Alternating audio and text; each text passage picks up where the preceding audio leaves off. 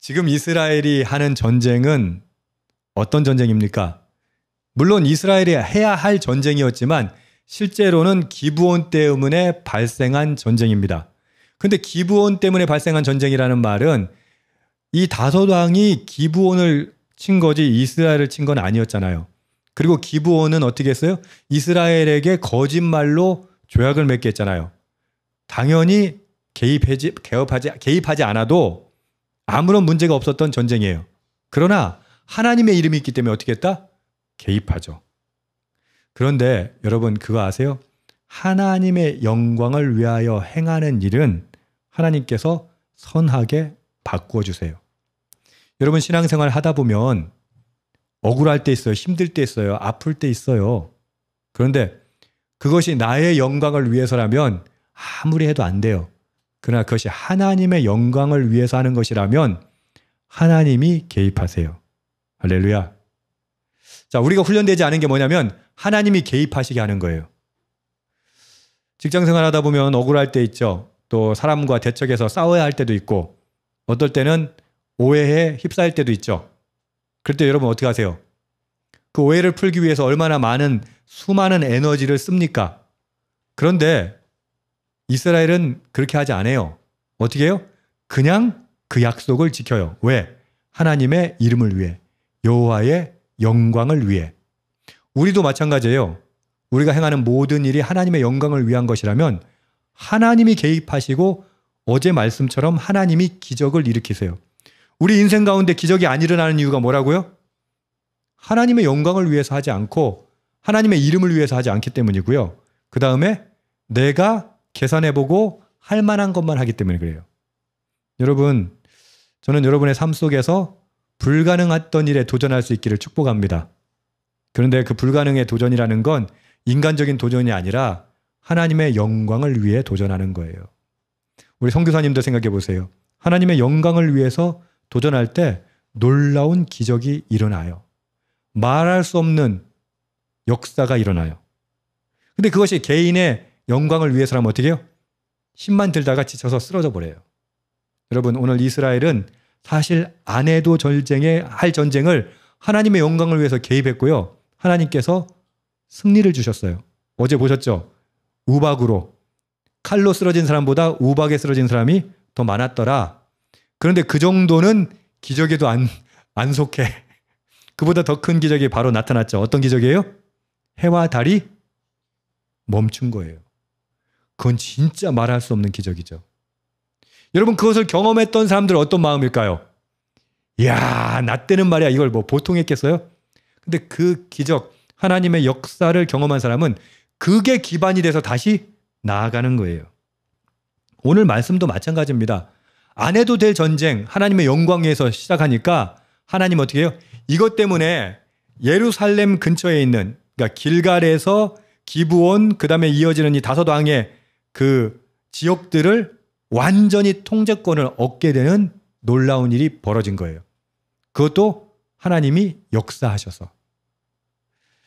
여러분, 하나님은 우리에게 역사의 주인공이 되시기를 원하세요. 그래서 어제 말씀처럼 여호수아는 어떻게 해요? 밤새 기브온까지 가잖아요. 그 군사를 데리고 밤새 기브온까지 갔으면 전쟁할 맛이 나겠어요? 안 나겠어요? 여러분, 지금 하루만 밤새 봐요. 잠만 안 재워도 다음날 아침 어떻게 될까요? 쓰러지죠. 근데 행군을 그렇게 밤새 한 거라니까? 근데 가가지고 싸울 수 있겠어요? 정상적인 전략이라면 어떻게 돼요? 그래도 2, 3일은 쉬고 전쟁을 시작해야죠. 근데 어떻게 됩니까? 아니요. 그냥 하나님이 다 이기게 하셔요. 우박이 떨어지게 하시고 이제 해가 져가지고 다 뿔뿔이 흩어지면 못 잡아내니까 어떻게 해요? 전부 다 그냥 뭐 해를 세우고 달을 세우셔가지고 승리케 하세요. 순종하면 하나님이 역사를 보여주세요. 기적을 보여주세요. 우리가 순종이라고 하는 말에 대한 오해가 여기 있어요.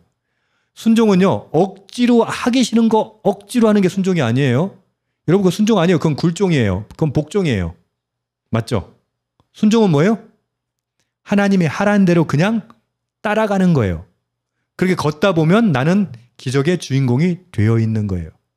뭐 대단한 걸 하는 게 아니에요.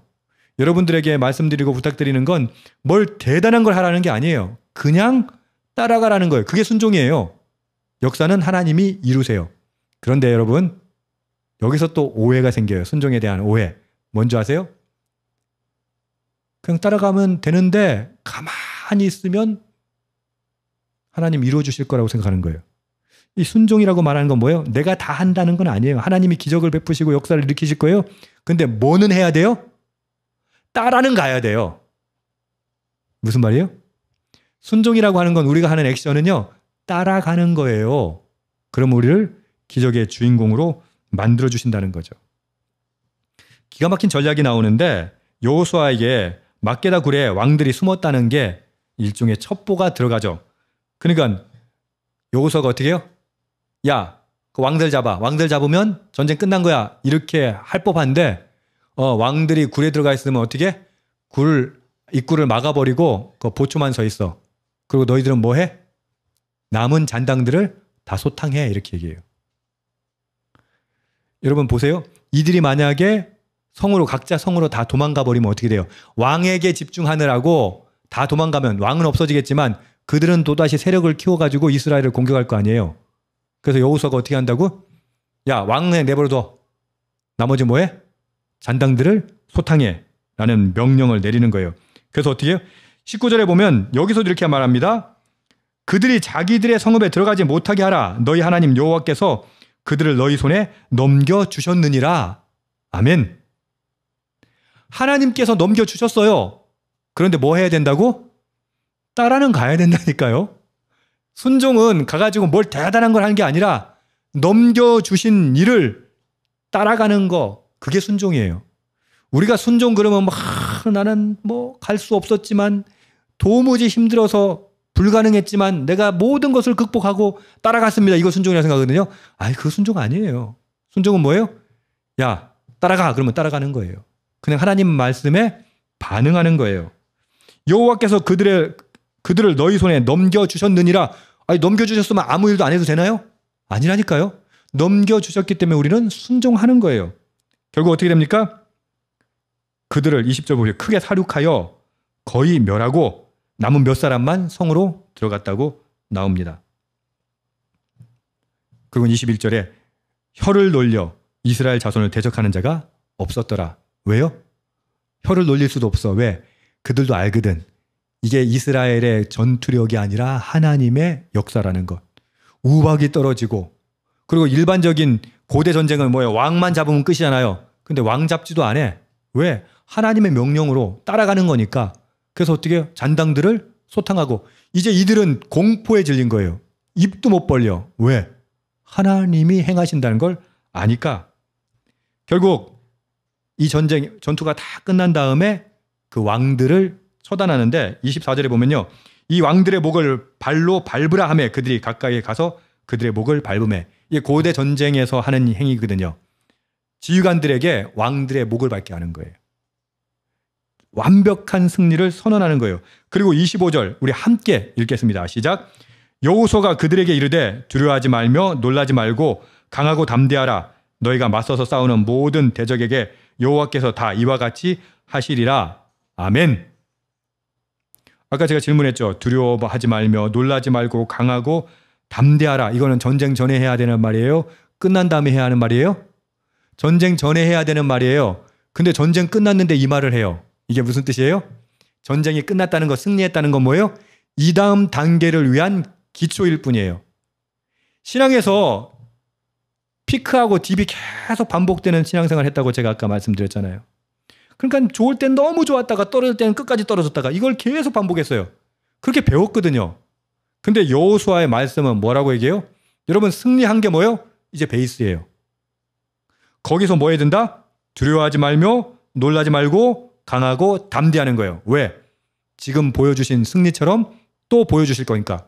그럼 신앙생활은 어떤 거예요? 일종의 계단 같은 거예요. 딥이 있는 게 아니라 그냥 평행선은 있을 수 있어요. 떨어지지 않아요. 그냥 가다가 어떻게 해요? 상승하고 또 혹시라도 시험이 들고 어려움이 있으면 어떻게 해요? 유지하고 그 다음에 다시 강하고 담대하게 상승하고. 그게 진짜 신앙이에요. 여러분 제가 왜 이 얘기 한 줄 아세요? 이걸 경험해 본 사람은 그 다음에 실패하지 않아요. 시련이 없다는 얘기 아닙니다. 시험이 없다는 얘기 아니에요. 실패하지 않아요. 왜요? 승리한 경험이 있기 때문에. 저는 오늘 여러분을 축복합니다. 여러분의 신앙을 승리로 가져가는 방법 뭐예요? 하나님의 말씀에 순종하고 강하고 담대하는 거예요. 그러면 어떨 때 강하고 담대해진다고요? 시련이 있을 때, 시험이 있을 때, 문제가 있을 때, 아픔이 있을 때 여러분 제발 믿음으로 한번 극복해 보십시오. 사람의 위로로 극복하는 게 아니라 다른 사람의 도움으로 극복하는 것이 아니라 하나님과 나와의 1:1 관계에 믿음으로 그것을 극복해 보세요. 그게 극복이 되면 여러분의 신앙이 차원이 달라져요. 강하고 담대하라. 결국 믿음은 뭔지 아세요? 승리에 대한 경험이에요. 승리해 본 사람은 다시 승리할 방법을 찾아요. 그런데 우리 신앙이 어떤 줄 아세요? 그냥 기분으로 신앙생활하는 거예요. 좋았다 나빴다 좋았다 나빴다. 시련이 오면 자빠지고 넘어지고 울고 불고 하다가 좀 더 회복되면 그냥 헤헤 굴다가. 그게 아니에요. 여러분 믿음이라고 하는 건 승리의 경험이 반복되는 거예요. 그래서 여러분들이 혹시라도 어려움과 아픔, 문제 앞에 있다면 이번 기회에 승리해 보시기를 축복합니다. 아멘. 그 경험을 통해서 우리는 더욱더 큰 전쟁에, 영적 전쟁에서 승리할 수 있는 것입니다. 전쟁이 다 끝났어요. 그리고 왕을 시체를 매달아요. 그리고 어떻게 해요? 27절에 보면은 그 시체들을 나무에서 내려가지고 굴에 던져요. 이게 뭐냐면 율법이 있는 그대로거든요. 아무리 승리했어도 지금 순종으로 승리했기 때문에 승리해서 즐길 수도 있잖아요. 시체 까짓 거 몇 날 며칠 내걸어 놓으면 얼마나 좋아요. 사기도 북돋고. 근데 그렇게 하지 않아요. 왜? 말씀에 그렇게 하지 말라고 돼 있으니까. 순종은 뭐예요? 하나님의 한 걸음 가라는 대로 한 걸음 가보는 거예요. 그럼 우리는 역사의 주인공이 되는 거예요. 기적의 주인공이 되는 거예요. 그 기적의 주인공이 됐다 하더라도 그 말씀이라는 가이드라인 안에서 한 걸음 더 나가는 거예요.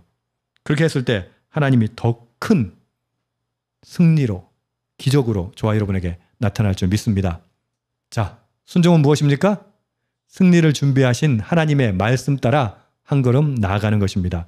그 승리를 경험하고 그 승리가 누적돼서 우리가 거룩해지고 성화되고 하나님 앞에 나갈 수 있는 저와 여러분 되길 주님의 이름으로 축복합니다. 아멘.